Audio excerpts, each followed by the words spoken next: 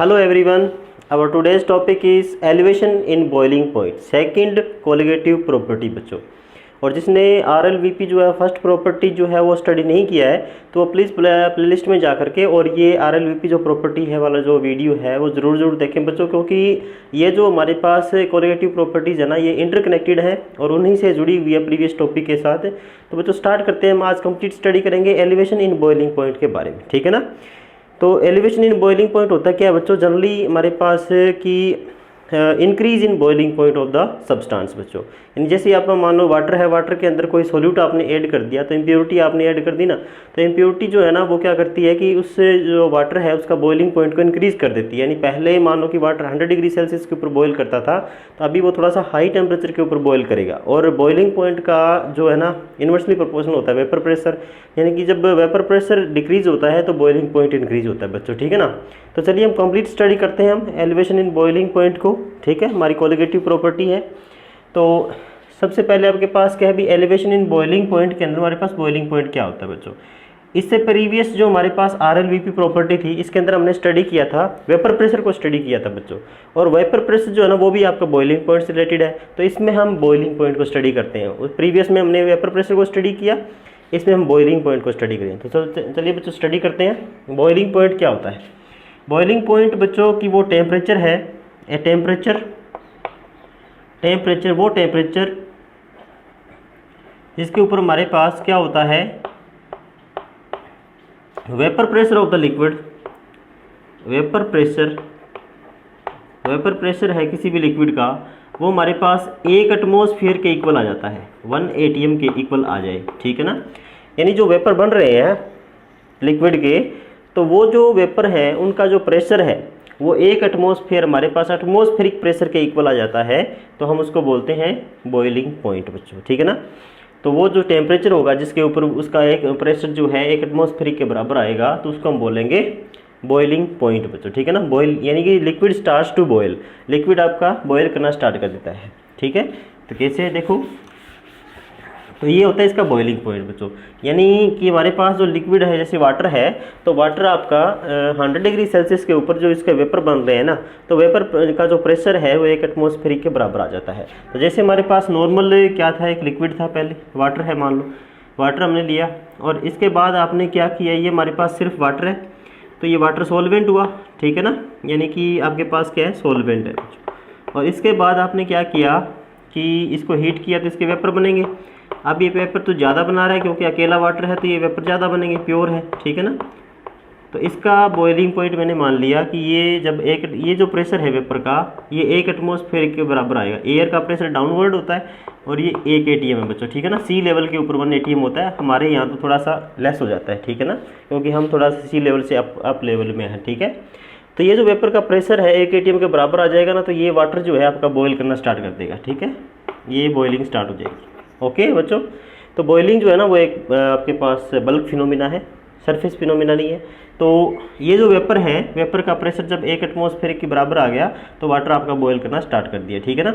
और इसका हमारे पास जनरली टेम्परेचर होता है 100 डिग्री सेल्सियस, 100 डिग्री सेल्सियस यानी कि 373 केल्विन के ऊपर बॉयल करता है, ठीक है ना।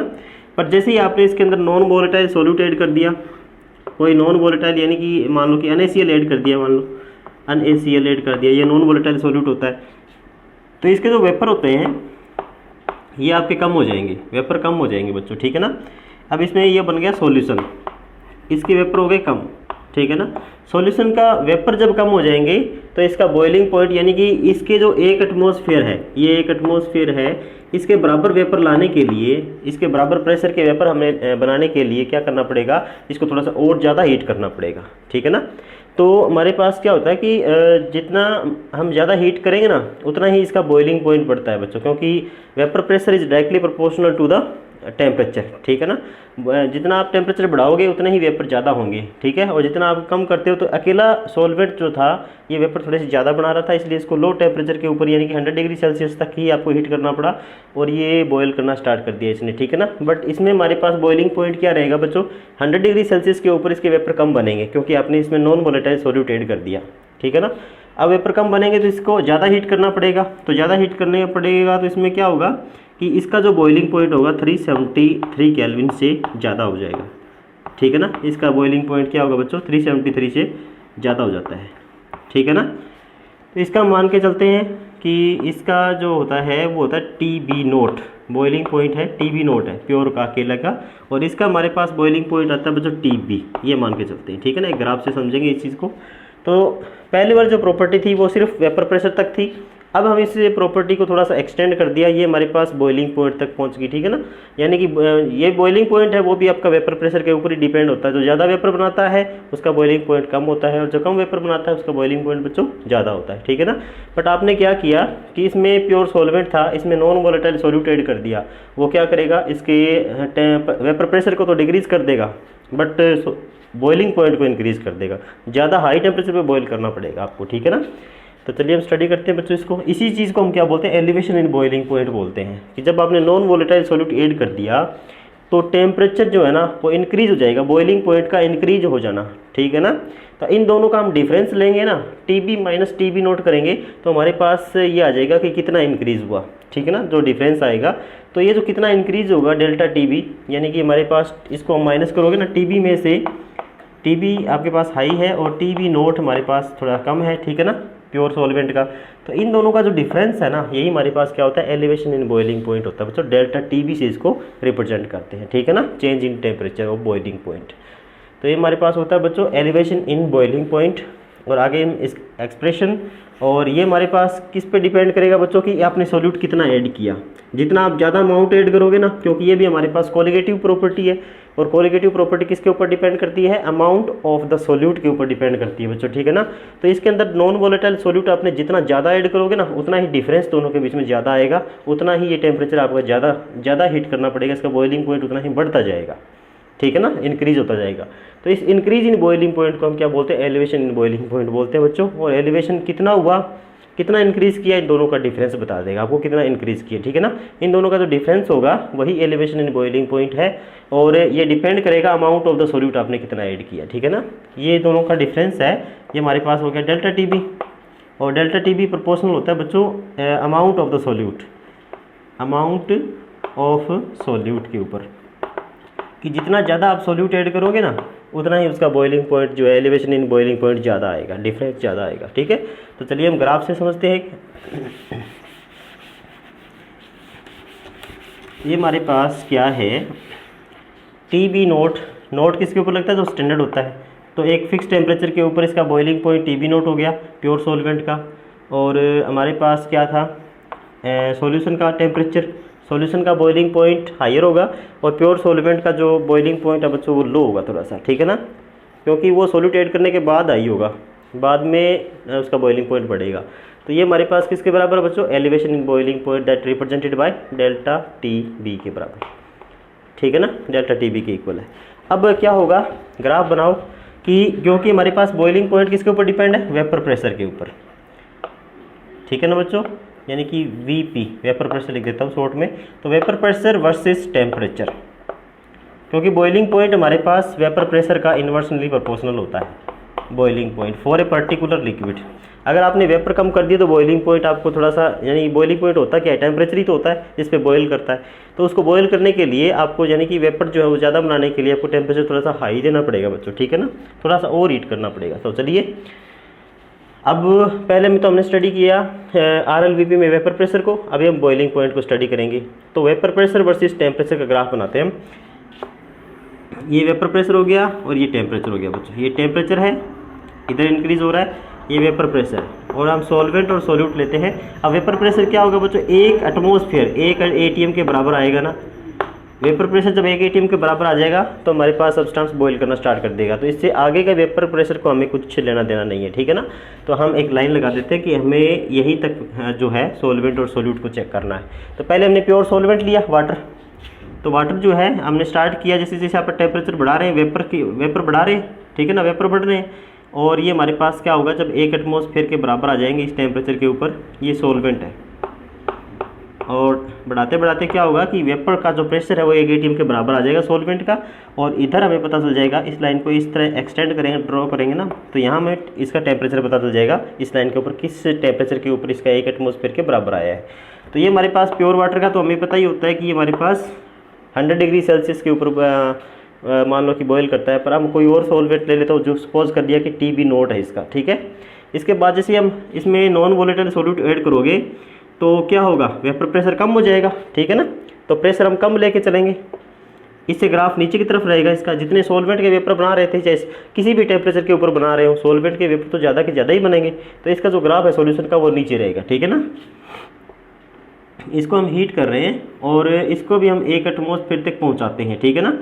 तो ये जो हमारे पास 1 एटमॉस्फेयर तक इसके वेपर जो पहुंचेंगे उसके लिए आपको ज़्यादा टेम्परेचर अप्लाई करना पड़ेगा। देखो टेम्परेचर वाली लाइन की तरफ आप आओगे तो ये हमारे पास क्या हुआ, इससे तो ज़्यादा ही है, टेम्परेचर इंक्रीज़ कर रहा है, आपको ज़्यादा टेम्परेचर अप्लाई करना पड़ेगा। इसको मैंने मान लिया TB। तो ये जो दोनों के बीच में डिफरेंस है इसको हम बोलते हैं डेल्टा TB, ठीक है ना। ये अमाउंट ऑफ सॉल्यूट के ऊपर डिपेंड करता है बच्चों। ये डेल्टा TB है, एलिवेशन इन बॉइलिंग पॉइंट है। इसी चीज़ को एलिवेशन इन बॉइलिंग पॉइंट बोलते हैं कि जो टेम्परेचर इंक्रीज़ हुआ है ना हमारे पास सॉल्वेंट से, जब आपने इसमें सॉल्यूट मिला करके सॉल्यूशन बना दिया तो कितना टेम्परेचर इंक्रीज़ हुआ, तो ये हमारे पास होता है एलिवेशन इन बॉइलिंग पॉइंट, जब आप दोनों का डिफरेंस लोगे, ठीक है। तो ये दोनों का ग्राफ है बच्चों, वेपर प्रेशर का वर्सेस में टेम्परेचर का, कि सॉल्वेंट जो है ना इसको भी 1 एटमॉस्फेयर तक पहुंचाना है और वेपर प्रेशर को, और सॉल्यूशन का जो प्रेशर है ये हमारे पास सॉल्यूशन की लाइन है, सॉल्यूशन है, तो सॉल्यूशन के जो प्रेशर है उसको भी आपको 1 एटमॉस्फेयर तक पहुंचाना है। यानी सॉल्यूशन भी 1 एटमॉस्फेयर पे बॉयल करेगा, सॉल्वेंट भी हमारा 1 atm पे बॉयल करेगा, ठीक है ना। तो सॉल्यूशन जब 1 atm तक उसके वेपर प्रेशर पहुंचेगा ना तो उसके लिए आपने ज़्यादा टेम्परेचर अप्लाई किया, थोड़ा सा ज़्यादा टेम्परेचर आपको देना पड़ेगा, ठीक है ना, क्योंकि उसमें वेपर कम बन रहे हैं, यानी कि इस ग्राफ से आप देख लो कि इसका ग्राफ नीचे की तरफ है। नीचे की तरफ का मतलब है कि वेपर प्रेशर ऑलरेडी कम है, इस टेम्परेचर के ऊपर भी नोट कर सकते हो आप, ठीक है ना। अगर मान लो एक फिक्स टेम्परेचर के ऊपर आप नोट करना चाहते हो इस पे, तो इसके ऊपर भी हमारे पास सॉल्वेंट के वेपर ज़्यादा होते हैं और आपने नॉन वोलेटाइल सॉल्यूट ऐड कर दिया तो वेपर कम बन रहे हैं, ठीक है ना। चलिए नेक्स्ट स्टडी करते हैं, इसकी एक्सप्रेशन क्या रहेगी बच्चों। ये तो थोड़ी सी एक्सप्रेशन है, इसको थोड़ा सा एक्सटेंड करते हैं एक्सप्रेशन को। तो जो डेल्टा TB हमारे पास है ना बच्चों, डेल्टा TB यानी कि जो एलिवेशन इन बॉइलिंग पॉइंट है, ये किसके ऊपर डिपेंड कर रहा है बच्चों, वेपर प्रेशर के चेंज पे, यानी कि लोअरिंग ऑफ वेपर प्रेशर पे डिपेंड कर रहा है, ठीक है ना। Lowering of vapour pressure, delta P लिख लो इसको बोलते हैं lowering of vapour pressure. Lowering of vapour pressure का मतलब है लोअरिंग ऑफ वेपर प्रेशर, क्योंकि वेपर प्रेशर कम होगा तभी तो बॉइलिंग पॉइंट ज़्यादा होगा, ठीक है ना। तो कितना कम हुआ हमारे पास, वेपर प्रेशर कम हुआ, उसके ऊपर आपकी कितना आपके पास बॉइलिंग पॉइंट ज़्यादा हुआ, उसी वो जो बॉइलिंग पॉइंट में चेंज आया है वो हमारे पास वेपर में जो चेंज आया है उसके ऊपर डिपेंड करेगा, ठीक है ना। कि वेपर में जितना ज़्यादा चेंज आएगा उतना ही बॉइलिंग पॉइंट में ज़्यादा चेंज आएगा, ठीक है। चेंज का मतलब है कि सॉल्यूशन का आपके पास बॉइलिंग पॉइंट ज़्यादा आता है, वेपर प्रेशर कम आता है बच्चों। तो लोअरिंग ऑफ वेपर प्रेशर यानी कि वेपर प्रेशर तो कम होगा और बॉइलिंग पॉइंट ज़्यादा होगा, ठीक है ना। पर इसका ज़्यादा होना और इसका कम होना एक दूसरे के प्रोपोर्शनल है, ये जितना कम होगा उतना ही बॉइलिंग पॉइंट ज़्यादा होगा, तो ये डिफरेंस उतना ही ज़्यादा आएगा जितना ये डिफरेंस आएगा, ठीक है ना। वेपर प्रेशर में जितना डिफरेंस तो दोनों सेम ही हो जाएंगे ना, क्योंकि ये मान लो लोअर हो रहा है, ये आपका हायर हो रहा है, एलिवेट हो रहा है, ठीक है ना। तो ये जो डेल्टा P होता है, चेंज इन वेपर प्रेशर, ये हमारे पास पिछली जो प्रॉपर्टी है RLVP, Raoult's law for non volatile solute, तो उसके अकॉर्डिंग ये हमारे पास x2 या फिर XB बोल दो इसको, ठीक है ना। यानी कि ये मोल फ्रैक्शन ऑफ सॉल्यूट के प्रोपोर्शनल होता है, मोल फ्रैक्शन ऑफ सॉल्यूट जो है ना इसके प्रोपोर्शनल होती है, ठीक है ना। कि वेपर प्रेशर कितना डिक्रीज हुआ वो हमारा डिपेंड करेगा कि आपने सॉल्यूट कितना ऐड किया, जितना ज़्यादा सॉल्यूट ऐड करोगे उतना ही हमारे पास ये वेपर प्रेशर ज़्यादा डिक्रीज होगा, ठीक है ना। और जितना वेपर प्रेशर ज़्यादा डिक्रीज होगा उतना ही हमारे पास बॉइलिंग पॉइंट इंक्रीज होगा, ठीक है ना। ये एलिवेट होगा, इंक्रीज होगा, तो यानी कि इसको बोलते हैं एलिवेशन इन बॉइलिंग पॉइंट, ठीक है ना। यानी कि बॉइलिंग पॉइंट हमारा है ये वेपर प्रेशर का इन्वर्सली प्रोपोर्शनल है बच्चों, इन्वर्सली प्रोपोर्शनल, ये ध्यान रखना आपको। थोड़ा सा इसमें आपको माइंड यूज़ करना पड़ेगा, ठीक है ना बच्चों। क्या होगा कि वेपर प्रेशर लो होगा जब आप नॉन वोलेटाइल सॉल्यूट ऐड करोगे तो बॉइलिंग पॉइंट हाई होगा, ठीक है ना। But change in boiling point हमारा चेंज इन वेपर प्रेशर के प्रोपोर्शनल होता है, कि जितना ज़्यादा लोअर हो रहा है ना उतना ही ज़्यादा हाइयर हो रहा है। तो ये हमारे पास क्या होगा, चेंज इन वेपर प्रेशर, कि जो वेपर प्रेशर है ना वो किसके प्रोपोर्शनल है, कि आपने सॉल्यूट की अमाउंट कितनी ऐड की, और अमाउंट किस में मेजर करते हैं, मोल फ्रैक्शन में यहाँ पे मेजर कर रहे हैं। तो जितना ज़्यादा सोल्यूट ऐड करोगे उतना ही वेपर प्रेशर लो होगा और उतना ही हमारे पास डेल्टा टी बी हाई होगा, ठीक है। तो ये डेल्टा टी बी जो है वैल्यू ये किसके प्रोपोर्शनल हो गया, एक्स बी के प्रोपोर्शनल हो गया। अब यहाँ से प्रोपोर्शनलिटी का साइन हटाओ तो डेल्टा टी बी हमारे पास किसके बराबर हो जाएगा, के इंटू और ये हमारे पास एक्स बी होगा। अब एक्स बी को लिखो बच्चों, एक्स बी को आप एक्सपेंड करो थोड़ा फॉर्मूला, ये मोल फ्रैक्शन होता है, तो जिसका मोल फ्रैक्शन निकालना होता है हमें उसके नंबर ऑफ मोल ऊपर डिवाइड बाय टोटल, ठीक है ना। के इंटू ये सोल्यूट का है बच्चों, एक्स बी जो है ना, बी को मैंने सोल्यूट माना है, ठीक है ना। तो ये हमारे पास N B divided by N A plus में एन बी, ठीक है ना। अब एन बी जो है वो very very small, N B is very very small than N A as compared to N A, तो ये नीचे वाला हम हटा देंगे इसको, ठीक है ना। तो ये हमारे पास बन गया बच्चों delta T B is equal to K into ये हमारे पास बन गया एन बी बाई में एन ए, ठीक है ना। ये हमारे पास फॉर्मूला बन गया। चलिए इसको हम आगे वो लिखते हैं ऊपर, ये आपको समझ में आ गया होगा बच्चों, इसको मैं रब कर रहा हूँ, ठीक है ना। अगर आपको थोड़ा बहुत कुछ डाउट है तो आप कमेंट बॉक्स के अंदर ये पूछ सकते हैं, पर्सनल नंबर के ऊपर पूछ सकते हैं बच्चों, ठीक है ना। तो ये हमारे पास बन गया delta T B is equal to K B, K into और ये एन बी को तो एन बी रखो, ठीक है ना। एन ए को कन्वर्ट कर दो कि हमारे पास गिवन मास डब्ल्यू ए बटे में मोलर मास, ठीक है ना। गिवन मास बटे में मोलर मास हमने कन्वर्ट कर दिया, एन ए को कन्वर्ट कर दिया। नंबर ऑफ मोल कैसे निकालते हैं बच्चों, गिवन मास बटे में मोलर, गिवन मास बटे में मोलर मास, ये हो गया हमारे पास। अब इसको आप इसमें कन्वर्ट कर दो, ये हमारे पास बन गया के delta T B, K into और ये बन गया के इंटू एम को ऊपर ले जाओ आप, M A multiply N B by W A, ठीक है ना, N B by W A. अब ये N B by W A number of mole of the solute divided by mass of the solvent क्या होती है हमारे पास, किसकी फॉर्म में कंसंट्रेशन होती है, number of mole of the solute divide by mass of the solvent, ये हमारे पास होता है बच्चों मोलालिटी की फॉर्म में, ठीक है ना। स्मॉल एम से रिप्रेजेंट की जाती है। इसको मैं एक नया कांस्टेंट मान लेता हूँ इतने को, और ये हमारे पास मोलालिटी होती है। तो ये हमारे पास फॉर्मूला बन गया डेल्टा टी बी इंटू में के बी, ये नया कांस्टेंट हो गया मोलल एलिवेशन कांस्टेंट, ठीक है ना, और ये बन गया मोलालिटी। तो ये फॉर्मूला बन जाता है इसका, ठीक है ना, delta T B is equal to K B into molality, ठीक है। तो ये हमारे पास फॉर्मूला बन जाएगा बच्चों। अब हम इसको अलग से लिख देते हैं, delta T B is equal to K B into M molality, और जब मोलालिटी 1 होती है, जब m is equal to unity का पुट कर दिया आपने, तो हमारे पास के बी किसके बराबर आ जाएगा, के बी आ जाएगा डेल्टा टी बी के बराबर। अब जो के बी होता है बच्चों, ये के बी जो है ये हमारे पास होता है मोलल एलिवेशन कांस्टेंट। मोलल क्यों लिखा, मोलालिटी के लिए, एलिवेशन कांस्टेंट,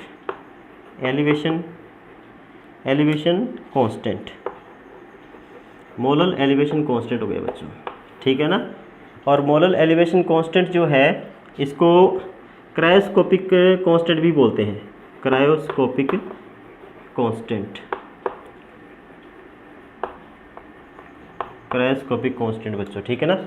और इस प्रॉपर्टी को क्रायोस्कोपी भी बोलते हैं, इस स्टडी को जो हम elevation in boiling point study कर रहे हैं इसको क्रायोस्कोपी भी बोलते हैं, ठीक है ना। तो हमारे पास के बी जो है ये हमारा बराबर हो गया डेल्टा टी बी के।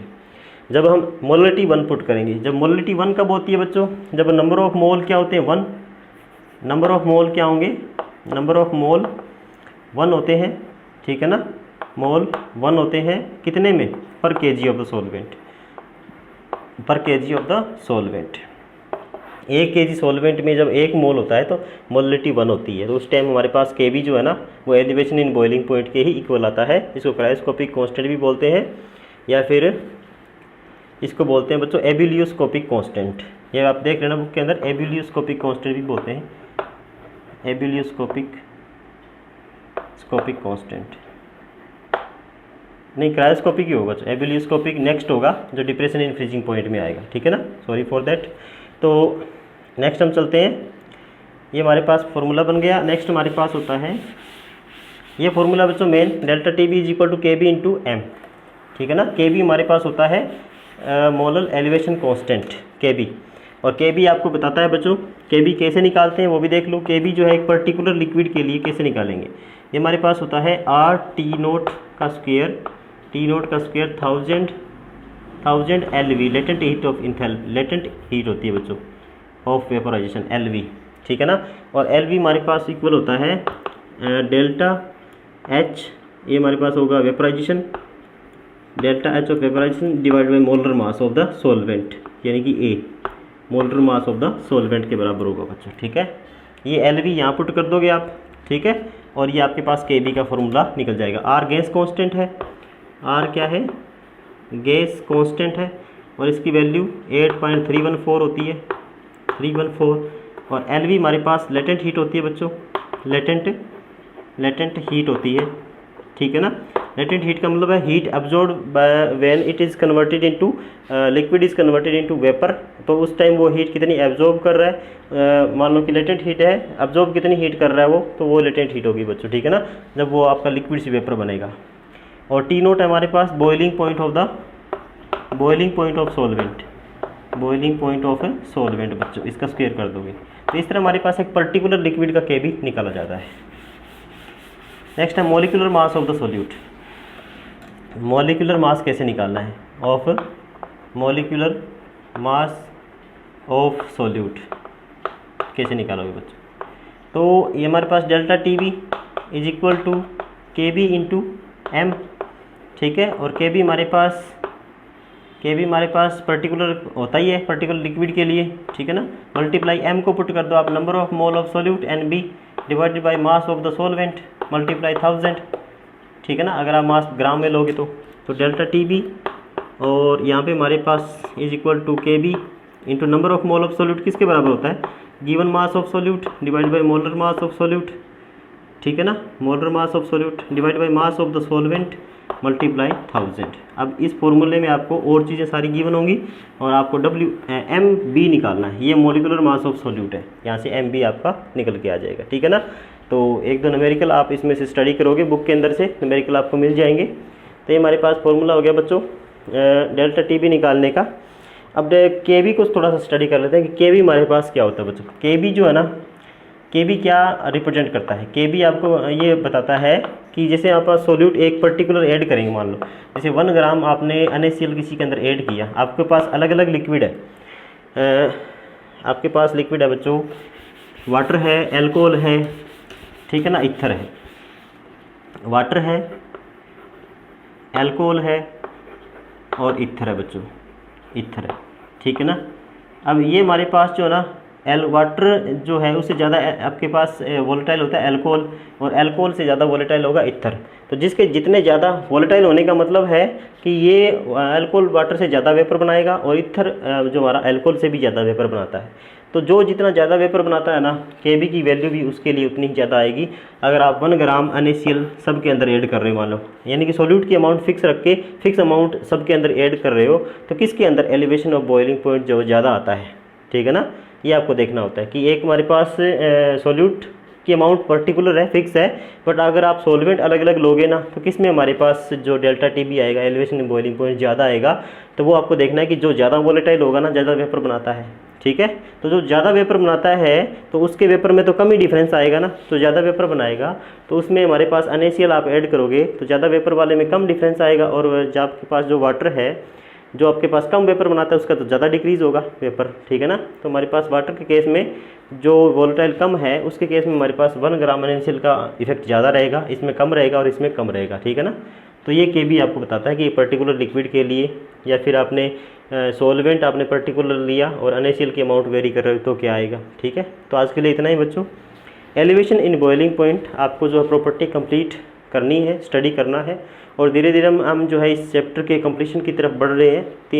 2 और 3 टॉपिक्स आपके पास और बचे हैं, वो भी हम स्टडी कर लेंगे। तो आप जो है ना रिवाइज भी करते रहें साथ के साथ, और कोई न्यूमेरिकल वीडियो बनाना है तो आप कमेंट बॉक्स में कमेंट जरूर करें बच्चों, सजेस्ट जरूर करें हमें कि कौन से मानो न्यूमेरिकल जो है उसके ऊपर आपको न्यूमेरिकल वीडियो चाहिए, क्योंकि मोलारिटी जो कंसंट्रेशन टर्म है उनके ऊपर भी न्यूमेरिकल है, और ये हमारे पास क्वालिटेटिव प्रॉपर्टी के जो फॉर्मूले आते हैं उनके भी ऊपर जो न्यूमेरिकल एग्जाम के अंदर आते हैं, ये भी बहुत इंपॉर्टेंट होते हैं बच्चों, ठीक है। तो न्यूमेरिकल वीडियो के लिए आप सजेस्ट करें कमेंट बॉक्स के अंदर। ओके बच्चों, thank you, have a nice day.